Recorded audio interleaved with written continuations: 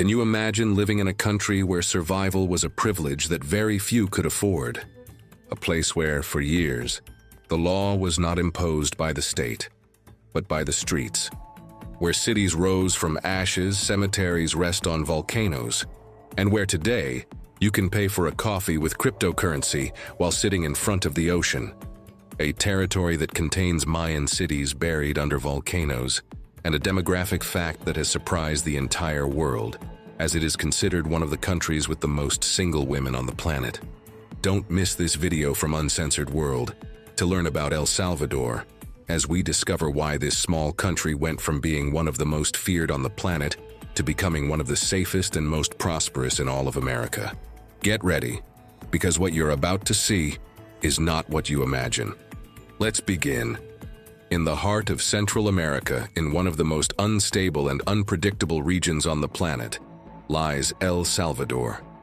A tiny country in size, but overflowing with tension, marked by an energy that is difficult to describe, as if it had always been caught between two destinies: to prosper or to resist.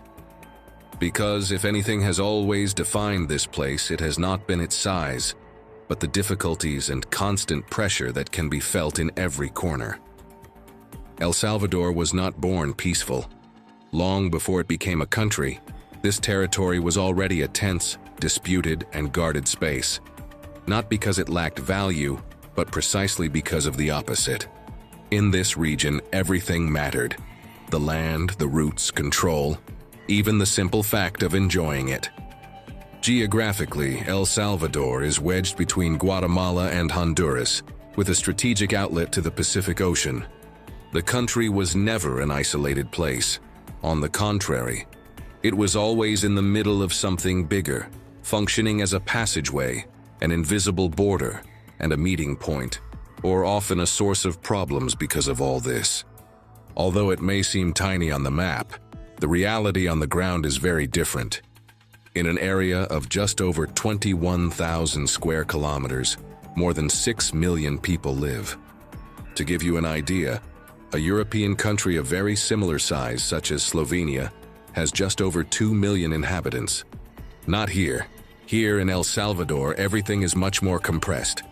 When so many people share so little space, distance disappears, but friction is constant. And in places like this, calm never lasts long. When too many people share too little space, conflict is not far behind. Because something happened here that is repeated in many places around the world, when control disappears, someone else takes its place. Not always visibly, but constantly, like a pressure that never goes away. Or like many of the hundreds of volcanoes that make up this beautiful territory. And that pressure is not only felt among people, it is also felt underfoot, as this is a land marked by volcanoes that have shaped the country's history much more than we tend to imagine.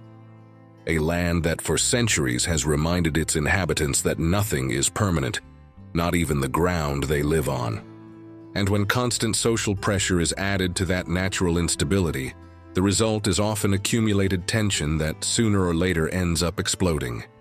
In recent decades, that tension finally exploded in a way that marked the country forever. Gang warfare, the control of entire neighborhoods, and a feeling of permanent insecurity caused El Salvador to disappear from the world tourist map. No one wanted to travel there because no one dared to. For years, this country was synonymous with fear. A place that was talked about a lot, but that almost no one really knew. A territory closed in on itself, viewed from the outside with fear, and experienced from the inside with a constant feeling of enduring and moving forward. A country where leaving home, opening a business, or simply making plans for the future became a challenge that had to be overcome every day. But a few years ago, suddenly and against all odds, something began to change. It all happened after the arrival of a young president with very different ideas, who completely altered the course of the country. Suddenly, El Salvador began to appear in headlines for reasons that were unthinkable years ago. Beaches where you can pay with Bitcoin and other cryptocurrencies. Cities designed around a digital economy that was unthinkable just a few years ago. Huge libraries built as symbols of the future and change, and at the same time, extreme control infrastructures designed to impose order where chaos once reigned. A radical shift that led El Salvador to become, in a very short time, one of the safest countries in Latin America. A shift so abrupt that many still do not know how to interpret it. Because before understanding this change and the recent past, we must go back much further, because this story does not begin in the present, but thousands of years ago. The territory where El Salvador is located today was disputed long before the country existed, long before new presidents, borders, or flags. There were already conflicts here when El Salvador did not yet have a name. The indigenous peoples who inhabited this region understood very early on that living here meant adapting or disappearing, a reality that has always marked this territory. Especially in the western part of the country, near the border with Guatemala, the Mayan presence left a deep mark that today goes unnoticed by many. These Mayan societies were not organized like the great stone empires we tend to imagine, full of giant pyramids and monumental cities. Here, agricultural communities predominated, with well-organized villages and families dedicated to farming and local trade. These societies were more focused on daily life than on erecting great monuments to power or war, unlike what was happening in neighboring regions. Over time, external influences, new beliefs, and new forms of power arrived. The territory changed hands again, and with each change, tension built up a little more. Added to all this was a key detail. Here, what humans did not destroy, nature did. Earthquakes, eruptions, landslides. The earth was never solid ground to stand on. Perhaps that is why beliefs became so intense and suffering became normalized. Because living here always meant accepting that everything could disappear from one day to the next. And there was a moment when that idea became reality in the most literal way possible. It all happened more than 1,000 years ago, in what is now El Salvador, in a small Mayan community made up of families, farmlands, simple tools, and domestic rituals that were repeated day after day. Its inhabitants were not building pyramids or erecting monuments to impress anyone. They cooked, cultivated, cared for their animals, shared food, and maintained simple beliefs linked to the earth, until the earth spoke. A sudden and violent volcanic eruption covered the village in a matter of hours. Ash enveloped everything: houses, utensils, food, sacred spaces. But unlike other historical disasters, something different happened here. The people managed to flee. That is why there were no bodies trapped under the ash. There were no screams frozen in stone, only silence. The place was buried and forgotten for centuries, as if it had never existed, until it was rediscovered much later, revealing something extraordinary. A perfectly preserved Mayan village, frozen in time at the very moment when life was interrupted and changed forever.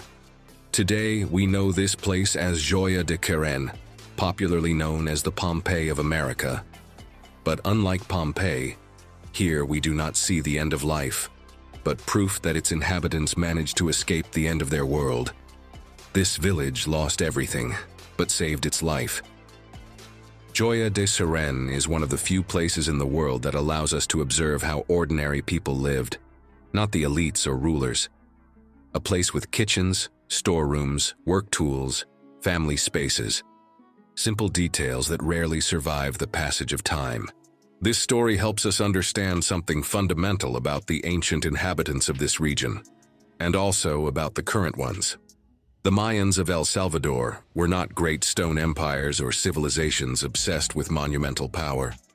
They were agricultural, family-oriented communities, deeply connected to the land and its cycles, a way of life that, over time, never completely disappeared. Perhaps that is why Joya de Ceren is not only an archaeological site, but also a very clear reminder of something that has been repeated throughout the history of this country. That here, long before modern conflicts, life was already marked by the need to adapt. To accept that, at any moment, everything could change. Because in El Salvador, danger did not always come in the form of people. Often it came from below, from the earth itself. This is a country built on fire, literally. Much of its cities, towns, and roads were built on layers of volcanic ash accumulated over centuries, soil that seems firm, but is actually the result of ancient eruptions that destroyed everything in their path. Here, the Earth was never completely stable. Living in this territory always meant living with the possibility of losing everything without warning, not as an exception, but as part of normality. In some areas of the country, even cemeteries were built on ancient rivers of solidified lava. Places such as the Izalco Cemetery or old graveyards in areas near San Salvador rest on black, rough soil, hardened by eruptions that occurred centuries ago. Walking among the graves is like stepping on petrified lava, a dark surface that absorbs light and creates an almost ghostly atmosphere. The ground in these cemeteries is so hard that in many cases, digging a grave can take several days of work, hammering volcanic rock over and over again. Even so, no one sees it as anything unusual. It is simply part of life here, just another way of living with a reality that has always been present. As you can see in El Salvador, even death has learned to adapt to fire. But the reality of volcanoes and life in El Salvador is not limited to cemeteries. What many people don't know is that in El Salvador, there are cities literally built on volcanic ash. San Salvador, its capital, stands on layers of ash accumulated over centuries by eruptions from nearby volcanoes such as San Salvador and Ilopango. Beneath its streets, houses, and churches are strata of hardened volcanic dust, remnants of explosions that, at the time, destroyed entire settlements and forced them to be rebuilt again and again. Something similar occurs in cities such as Santa Tecla, Izalco, and Sonsonate, where the black soil betrays its volcanic origin. In Izalco, for example, the landscape still retains dark and rough tones, a direct result of the activity of the volcano that for years was one of the most active in the region. That is why in this country, living has always meant accepting that the soil is not eternal. Perhaps that is why, among some communities, a very clear idea is repeated, that in this country, it is not human beings who rule, but the earth. That is why many elders use a word that does not appear in any book, but which perfectly sums up that feeling. They call it nahutzek, a way of saying that nature always has the last word, and that sometimes man has no choice but to adapt or move away. Probably because of this nahutzek, living in El Salvador has never been a comfortable experience, but it has been a constant lesson in adaptation, as daily life here is built on the idea of moving forward no matter what. Getting around the country, for example, is quite an experience. The well-known chicken buses, converted old American school buses, travel daily on narrow roads, steep slopes, and routes that do not always forgive mistakes. They are decorated with bright colors, religious images, phrases of faith, and personal messages that reflect the way of thinking of those who drive them. Riding one of these buses is not just a cheap form of transportation. When you experience it, you realize that it is also a statement of trust in the driver, in the chicken buses, and also in the destination. This way of life was best seen in the villages and towns where creativity was always key. In many rural areas, when certain basic products were scarce, people learned to invent alternatives. This is how corn coffee was born. It is not coffee in the strict sense, but a drink made from roasted and ground corn, prepared with hot water, and sometimes with a touch of sugar or cinnamon. Its flavor is mild, slightly toasted, closer to a hot cereal than traditional coffee, and it has no caffeine. For years, it was the only option available to many families, especially in times of poverty or isolation, and over time it became more of a habit than a temporary solution. Corn coffee is very cheap and continues to serve the same function as always, accompanying conversation, breakfast, or the start of the day. A cup can cost around $1, and often even less. As you can see, daily life in this country has always been shaped by the climate, the land, and the environment. In El Salvador, people don't live with the feeling of having everything under control, but rather with the idea of improvising, of adjusting to whatever comes their way. This way of life did not come about by chance, but has a lot to do with the country's recent past. For years, that past made the country international news for reasons very different from its volcanoes, culture, or history. For many, El Salvador became synonymous with danger, a place that almost no one wanted to visit and that many preferred to leave. Because something happened here that is repeated in many places around the world. When control disappears, someone takes it over. But this problem did not arise out of nowhere. It began with the gangs, popularly known as maras. It all started in the late 1970s and during the 1980s, when thousands of Salvadorans emigrated to the United States, fleeing instability and lack of opportunities. In cities like Los Angeles, many of these young people grew up in poor neighborhoods with few resources, marked by inequality, lack of opportunities, and a constant feeling of not belonging anywhere. They lived between two worlds. They didn't quite fit into American society, but they also had no real connection to the country their families came from. In this context, forming groups became a form of protection and identity. Not so much for ideological reasons, but out of necessity. For many, these gangs offered something they couldn't find anywhere else: support, recognition, and a sense of belonging. Over time, these groups adopted symbols, internal rules, and rivalries that would end up marking several generations. Over time, these groups became better organized, adopted their own symbols, and began to rival each other. For years, all of this seemed far removed from El Salvador, like a foreign problem unfolding thousands of miles away. But that reality would eventually return.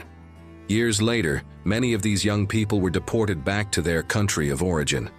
And that's when El Salvador really began to feel the impact. The problem was that the country was not prepared for what was coming. There were no structures, resources, or experience to manage such a phenomenon, imported suddenly and without warning. What had been born abroad ended up taking root in an already fragile territory. What arrived was not only people, but a form of organization based on territorial control, intimidation, and constant rivalry. In entire neighborhoods, these gangs imposed their own rules, directly affecting the daily lives of millions of people. Moving around certain areas, opening a small business, or simply returning home could become a real struggle to make it through the day alive. It was not just a question of money or opportunities, but something much more basic. For years, that feeling and that harsh reality became the norm. Daily life was marked by invisible boundaries that everyone knew about but no one dared to cross, because doing so could have fatal consequences. This situation continued for years. Gangs multiplied, conflicts between rival groups were constant, and the state seemed unable to regain full control of many areas. In many neighborhoods, the vacuum did not last long. When control disappears, someone else takes it over. And for years, that someone was not the state. Little by little, El Salvador gained an international reputation that was very difficult to shake. To the outside world, it was one of the most feared countries on the planet. For Salvadorans themselves, it was a place where surviving each day had become a truly exhausting challenge. It seemed impossible to change the course of a country trapped in this dynamic. But then, when very few expected it, something began to change. Against all odds, a young politician of Palestinian Salvadoran origin came to power with the promise of doing what no one had achieved before: regaining control of the country and breaking with decades of fear and insecurity. But that is the next part of this story. If you are enjoying this video, give us a like and let's continue with this fascinating journey. As we mentioned, after decades marked by fear and insecurity, few believed that El Salvador could really change course. However, against all odds, a young and unconventional figure burst onto the country's political scene with a discourse that broke with everything that had come before. The young man's name was Nayib Bukele, and he did not fit the classic profile of a Central American politician. He was a businessman, a direct communicator, and an avid user of social media, someone outside the old power structures who promised something that sounded almost impossible: to regain control of the country. That is how Bukele founded his own political party, and based his campaign on a clear and simple message: order, control, and change. Many saw it as a risky gamble. Others saw it as the last chance. When he came to power, he made it clear that he did not intend to follow the usual paths. His goal was ambitious: to make El Salvador one of the safest countries in the Americas, and at the same time, to transform its economy with ideas that seemed out of this world. One of his first major decisions as president was to drastically strengthen the state's ability to regain control of the territory. Huge high-security prisons were built, such as the confinement center known as CECOT, designed to house tens of thousands of inmates under an extremely strict regime. At the same time, the protocols for security forces to act in exceptional situations were expanded, allowing the state to act with a forcefulness never seen before. The message was clear: the rules had changed. For years, when control disappears, someone else takes it. This time, control returned to the state. The impact was immediate. Within months, many neighborhoods that had been outside the control of the state for years began to experience an unfamiliar calm. Shops and businesses reopened, people returned to the streets with greater freedom, and the perception of security began to transform the entire country. This change also had effects beyond the borders, as some criminal structures chose to leave the country, moving to neighboring territories. This phenomenon has generated debate throughout the region. And this is where we want to hear from you today. Do you think these changes in El Salvador have shifted part of the problem to neighboring countries such as Ecuador or Colombia? Do you think that in situations like this, these types of measures are the best solution? Or would you have done something different? Pause the video and tell us your opinion in the comments. It will be great to read your comments and learn together. And now, let's continue. Before attempting to answer these questions, it is important to understand the extent to which this change was real. Official data show a historic drop in homicide rates in El Salvador, so marked that today it ranks among the countries with the lowest homicide rates in all of Central America and among the safest in the Americas. In 2024, the country recorded a rate of around 1.9 homicides per 100,000 inhabitants, an unprecedented reduction compared to previous years. These figures have led to El Salvador appearing at the top of the list in terms of safety in the Americas, in recent international reports and comparisons, ranking first in some recent rankings. A turnaround that just a few years ago seemed simply impossible. For many Salvadorans, the change was not perfect, nor was it without criticism, but it was real. For the first time in decades, the country began to make headlines for something other than fear.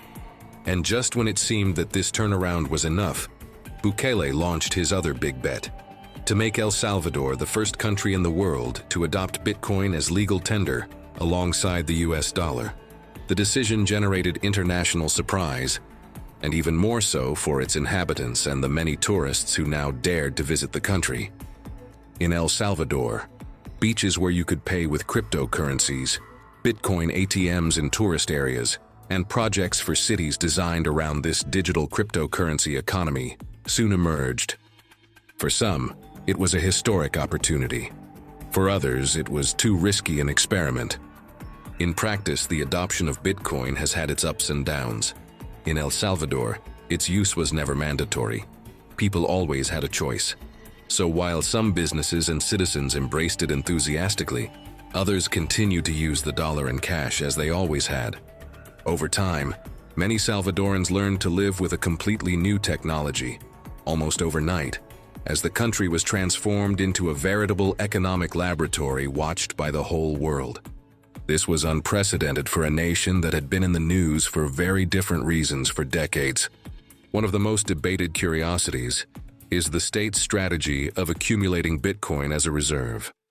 Over time, El Salvador has accumulated several thousand Bitcoins, acquired little by little, at an average price well below what the cryptocurrency would later reach.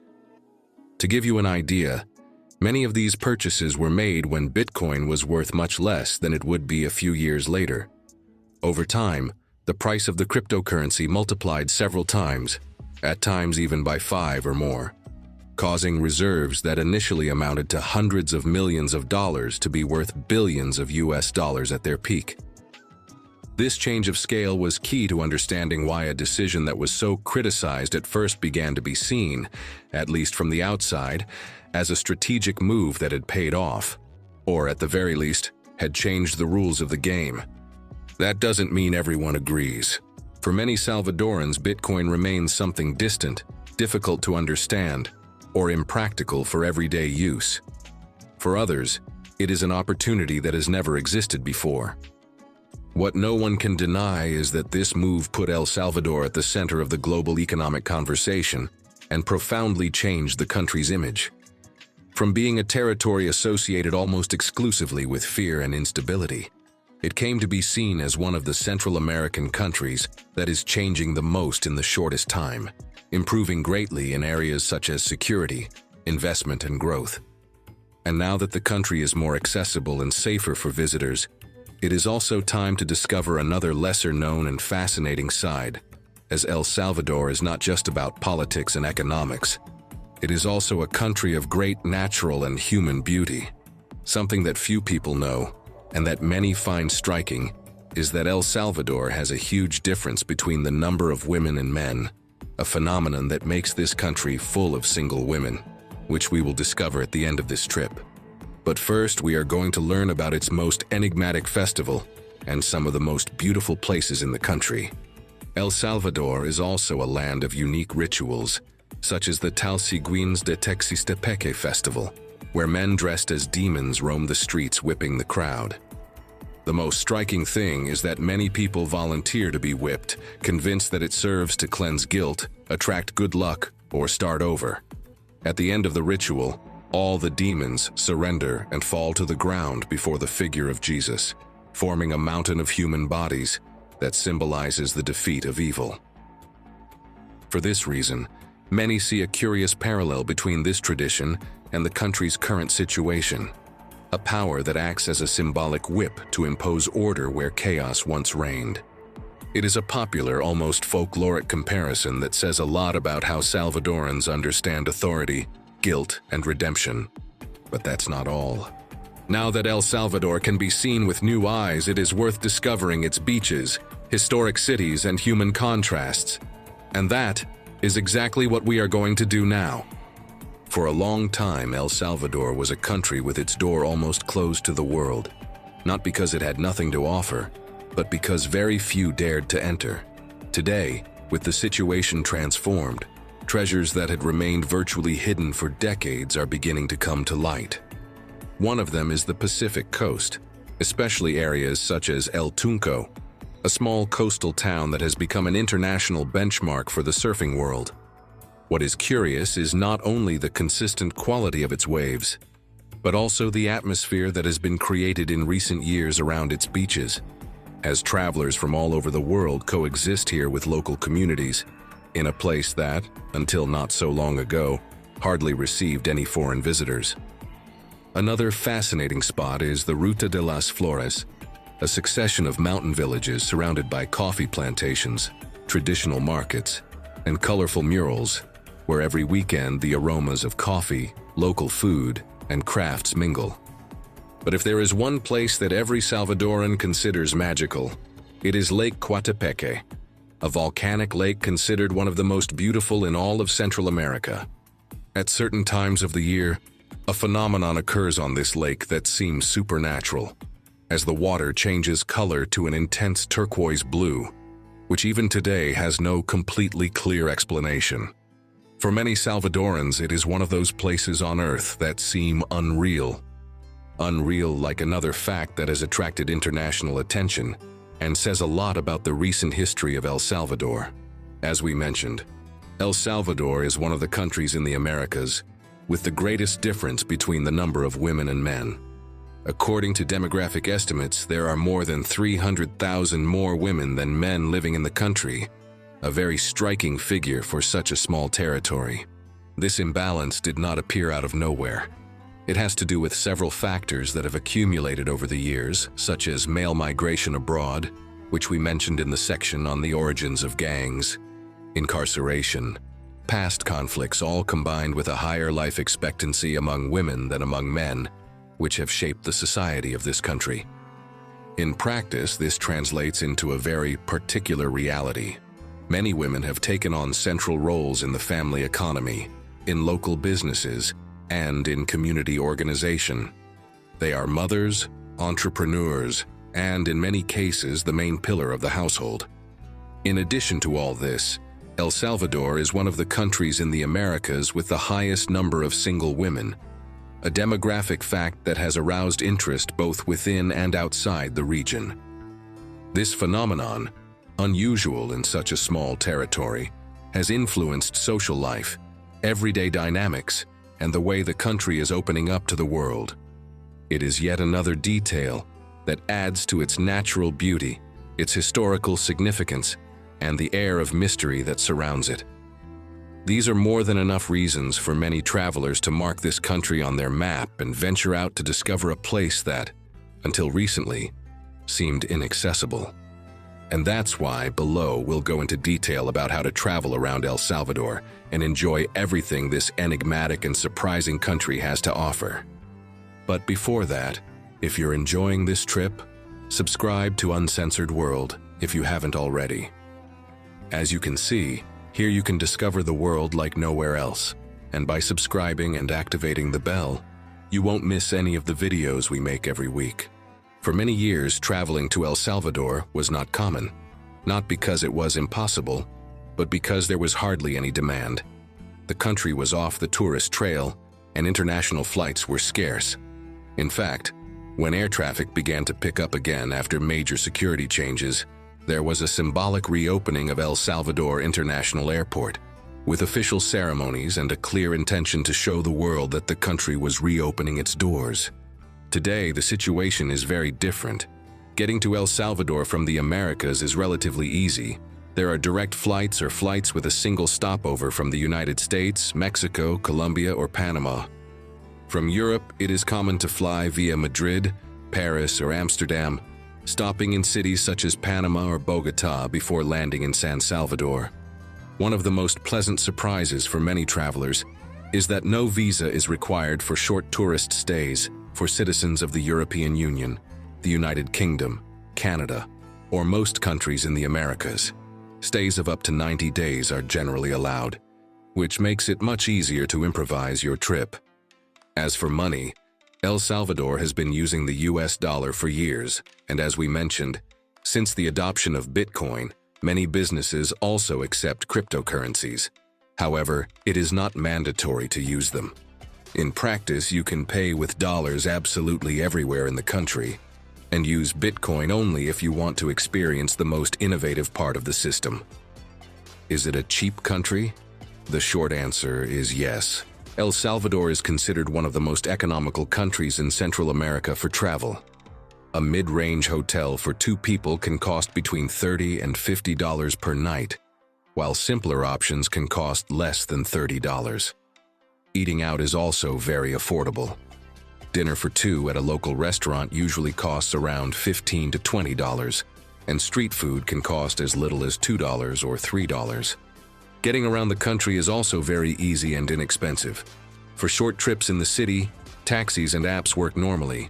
To experience the local way of life, there are always the chicken buses, which connect towns and cities for very little money and allow you to see the country from the inside. For longer distances, there are comfortable and inexpensive intercity buses. As for safety, as you know, the country has changed radically. Today, tourist areas, major cities, and the most common routes are much safer than they were a few years ago. Even so, as with any destination, it is recommended to use common sense, avoid poorly lit areas at night, and follow local advice. An interesting fact is that there are now guided tours focused on explaining the country's recent dark past. Some tours show former gang-ridden neighborhoods that have now been transformed. These tours are in high demand by travelers interested in understanding how such a radical change took place in such a short time. After touring cities buried by lava and still active volcanoes, El Salvador shows a completely different side, one that no one would expect to find in a country marked by the force of nature. If you are interested in the more innovative and experimental side of the country, getting to the so-called Bitcoin beaches is surprisingly easy. From San Salvador, several well-maintained roads connect to the Pacific coast, and in places like El Zonte, the contrast is striking. There, surfers, local families, and tech-savvy travelers coexist in an environment where digital payments are part of everyday life. Bitcoin ATMs, cashless shops, and a parallel economy that operates by the sea make this small town one of the most curious social experiments in Latin America. We hope you found this video as interesting as we did. If so, leave us a like. And if you haven't already, subscribe now to Uncensored World and activate the bell so you don't miss out on the trips we take every week. And now, click on the video on your screen and join me on the next destination.